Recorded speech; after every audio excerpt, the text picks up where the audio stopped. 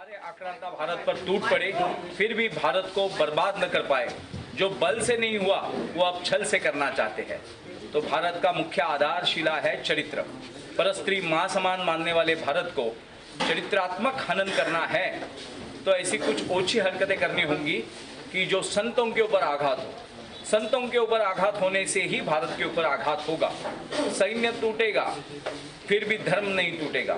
अगर धर्म को तोड़ना है तो संतों को तोड़ना होगा।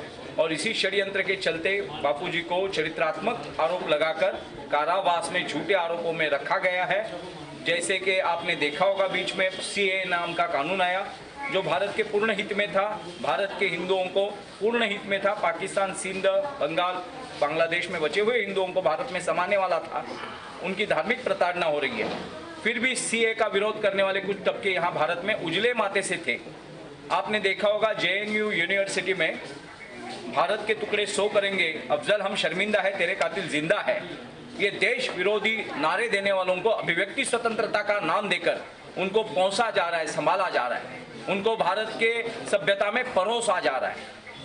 तो इन सभी षड्यंत्रकारियों को जवाब देने का, उत्तर देने का समय आ चुका है। और भारत की जो भारी मात्रा में जो भारत में बसा हुआ भारत संभ्रमित है, उस भारत को जागृत करके मूल भारत को बचाने के लिए हम संत श्रेष्ठ भारत के आध्यात्मिक शिखर पुरुष संत श्री आशाराम जी बापू के निर्दोषत्व को सिद्ध करने के लिए पूरे भारत भर में घूम रहे हैं। 9 साल बाद ही इतने अटल प्रयास क्यों?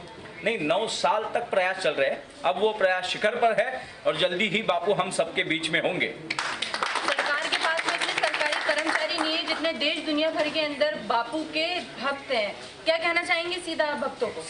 भक्तों को मैं ये कहना चाहता हूँ कि आप 15 करोड़ के लगभग आप लोग हैं, तो चापलूसी करने वाले, दूसरों के तलवे चाटने वाले, नीतिहीन चरित्रहीन नेता आपको दुर्लक्षित करने का दुष्प्रयास कर रहे हैं। उनको अगर तोड़ना होगा तो अपना राजनीतिक अस्तित्व दिखाकर हाँ, आप सारे विधायक सांसदों के घर पर जाके बैठ जाइए।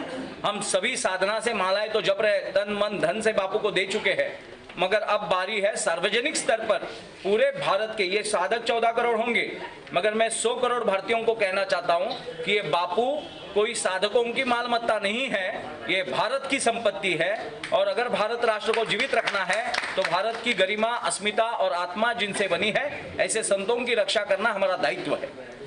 सरकार से, प्रशासन से कैसे वार्ता हुई है आपके बापू के प्रति? नहीं, हम तो सरकार और प्रशासन से अब वार्ता करेंगे, मगर हम भारत का मूल अंग है प्रशासन, गणतंत्र, प्रजातंत्र।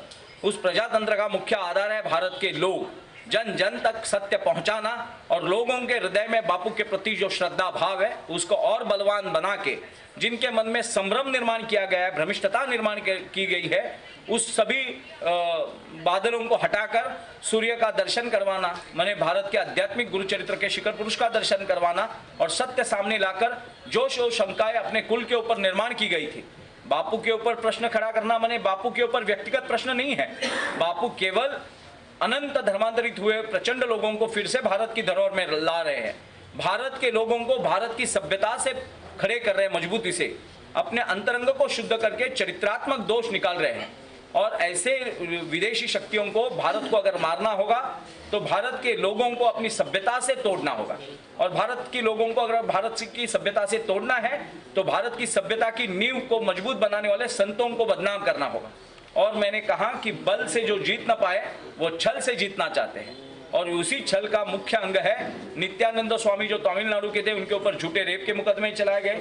शंकराचार्य काची कामकोटि पीठ के जो अब गुजर गए, देह त्याग कर दिया, उनके ऊपर हत्या के आरोप चलाए गए।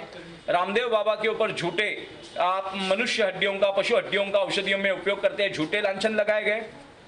लक्ष्मणानंद सरस्वती ओडिशा के जो महान संत हुए, जिन्होंने 25 लाख के ऊपर ईसाई धर्मांतरित, मतांतरित लोगों को फिर से अपनी मुख्य धारा में लाया, उनको AK-47 से बूंदा गया।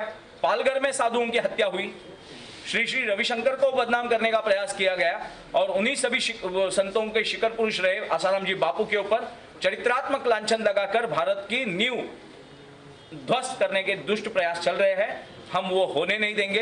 अगर तुलसी हमारा रक्षण करती है तो तुलसी का हम रक्षा करते हैं, अन्न हमारी रक्षा करता है तो अन्न का हम रक्षा करते हैं, घर हमारी रक्षा करता है तो घर का भी हम रक्षा करते हैं। वैसे संत अगर हमारी रक्षा करते हैं तो उन संतों की रक्षा करना भी हमारा दायित्व है। बापू संत से आप कारागृह में कब मिले? मैं अभी तक बापू से मिला नहीं हूँ, मैंने बापू से रूबरू बात नहीं की है। मुझे भी 5 साल अंदर फंसाया गया था। मोहसिन से एक हत्याकांड पुणे में हुआ था, जिसमें कोई लेना देना न होते हुए भी वहाँ की राज्य सरकारों ने हमें 5 साल तक फंसा के रखा और बाद में मुंबई हाई कोर्ट ने हमें बेल दिया कि कोई एविडेंस इनके विरोध में है ही नहीं। ऐसे ही जैसे मैंने अपना आत्मचिंतन किया कि अगर मुझे इतना भीषण और भयंकर हत्याकांड में फंसा सकते हैं निर्दोष होते हुए भी, क्योंकि मुझे तो अपने अंदर की आवाज़ आती है, मुझे तो मालूम था मैं उसमें चरित्रात्मक शुद्ध हूँ, तो मुझे पता चला कि बापू जैसे महानायकों को भी ऐसे ही फंसाया जाता है। अगर भारत को मारना है तो भारत के संतों को खत्म करो, योद्धाओं से ये हार ना पाए तो संतों को हराओ। तो संत योद्धाओं के पीछे की शक्ति आध्यात्मिक है। छत्रपति शिवाजी महाराज हो, राणा प्रताप जी हो, या कल जिनकी अपने जयंती मनाई वो गुरु गोविंद सिंह जी हो महाराज, इन सभी संतों के पीछे, योद्धाओं के पीछे संतों का भारी बल रहा है। और इन योद्धाओं के पीछे संतों की शक्ति इतनी प्रचंड थी, इसी कारण ये सारे योद्धा आध्यात्मिक स्तर पे लड़े। इनको शरीर से प्रेम नहीं था, अपने ध्येय से, लक्ष्य से प्रेम था। इसी कारण संतों को बदनाम करेंगे तो योद्धा भी अपने आप निरस्त हो जाएंगे। योगी और मोदी के धार्मिक मिशन को कैसे देखते हैं आप? ने बड़ा उत्तम है। योगी जी फिर से मुख्यमंत्री बनेंगे उत्तर प्रदेश के। भारत जल्दी से हिंदू राष्ट्र बनेगा, मगर बिना संतों के हिंदू राष्ट्र की कल्पना भी एक मजाक हो जाएगी। तो संतों के साथ ही हिंदू राष्ट्र हो सकता है, संतों के कारण ही हिंदू राष्ट्र हो सकता है, और बिना संतों के हिंदू राष्ट्र असंभव है। तो सारे राजनेता ये ठान ले कि जिन्हें जिन्हें हिंदू राष्ट्र बनाने की जिनकी इच्छा है, सदिच्छा है, वो बिना संतों के बना नहीं पाएंगे, तो वो बचकानी हरकतें हो जाएगी। तो संतों को झूठे आरोपों से मुक्त करवाना और उनको राष्ट्रगुरु के पद पर विराजमान करके ही भारत की आध्यात्मिक बागडोर सुरक्षित करके ही भारत की राजनीति की जा सकती। भारत देश पूरे दुनिया भर में रंगीलो राजस्थान, रंगीलो भारत के नाम से जाना जाता है, तो धर्म से ये क्यों, सर्वधर्म से क्यों नहीं चला जा सकता? नहीं, सर्वधर्म होते ही नहीं है। धर्म तो ईश्वर को धारण करने का जो तंत्र है, उस तंत्र को धर्म कहा जाता है। बाकी तो पंथ हो सकते हैं, दूसरों के ऊपर अपनी साधना लांदी नहीं जाती है। जो दूसरों अत्याचारी आए, आक्रांत आए, क्रिश्चियन धर्मांतरण करना पड़ता है। ईसाई मिशनरियों को वनवासी क्षेत्रों में घूम घूम कर, अभी जो बड़े भाई साहब आए थे उन्होंने बताया कि उन्होंने देखा कि बड़ा ईसाई मिशनरियों का षड्यंत्र चल रहा था। आदिवासियों के गले में बजरंगबली के जो पेटेंट है वो हटाकर यीशु क्रिस्त के लगाए गए। तो इनको क्यों धर्मनिरपेक्षता से पेट में दर्द होता है। हम अपने भारत में अपनी भारत की सभ्यता की रक्षा करेंगे, हमारे पुरखों की सभ्यता की रक्षा करेंगे, तो विदेशी शक्तियाँ क्या चाहती है कि यहाँ आके धर्मांतरण करने का क्या अर्थ है। तो जो नहीं मानते, धर्म को नहीं मानते, वही धर्मांतरण करते हैं। हिंदुओं ने कभी किसी का धर्मांतरण नहीं किया। 150 देश ईसाई बनाए गए, 57 देश मुस्लिम बनाए गए, मगर भारत ने किसी को हिंदू राष्ट्र घोषित नहीं किया। यहाँ तक कि पाकिस्तान इस्लामिक नींव पे मुसलमान देश बना, फिर भी भारत धर्मनिरपेक्ष रहा। भारत ने अपना आध्यात्मिक अस्तित्व बनाए रखा, भौतिक जगत में सभी को समान स्तर दिया है।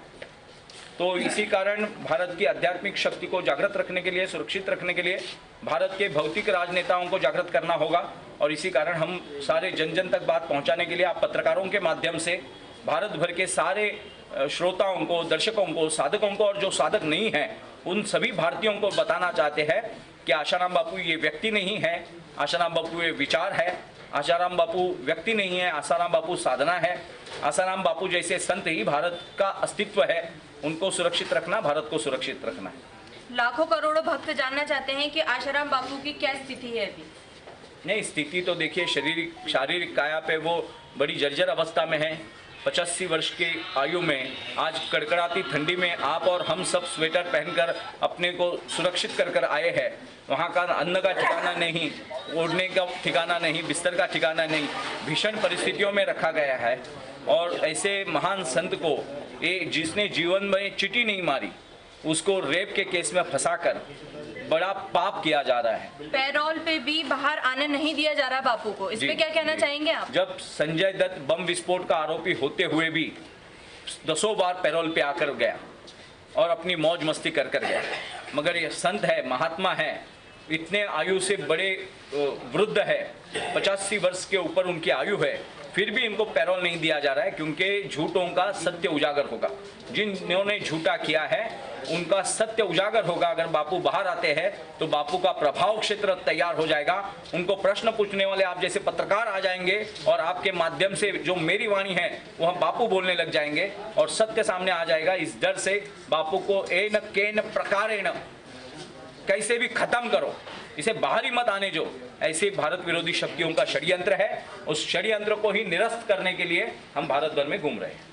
कौन कर रहा है ये षड्यंत्र, इसको दोषी मानते हैं आप? जो भारत को पाकिस्तान बनाना चाहते हैं, जो भारत का नागालैंड मिजोरम बनाना चाहते हैं, जो ईसाई धर्मांतरण होगा, मुस्लिम दहशतवाद होगा, मल्टीनेशनल कंपनियां जो डायबिटीज की दवाइयां बेचते हैं, जो बीपी की दवाइयां बेचते हैं, जो सेक्स टैटू टॉयज बेचते हैं और विकृति को निर्माण करके भारत को मार्केट बनाना चाहते हैं। बापू जैसे संतों ने आसक्ति से विरक्ति की ओर लेके गया भारत को।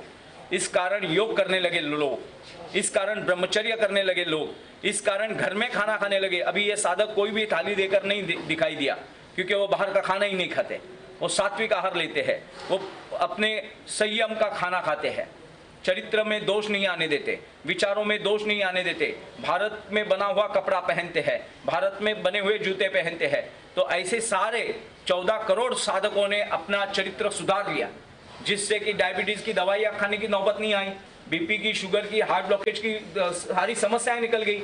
आयुर्वेद पुनः जीवित किया, योगासन पुनः जीवित की।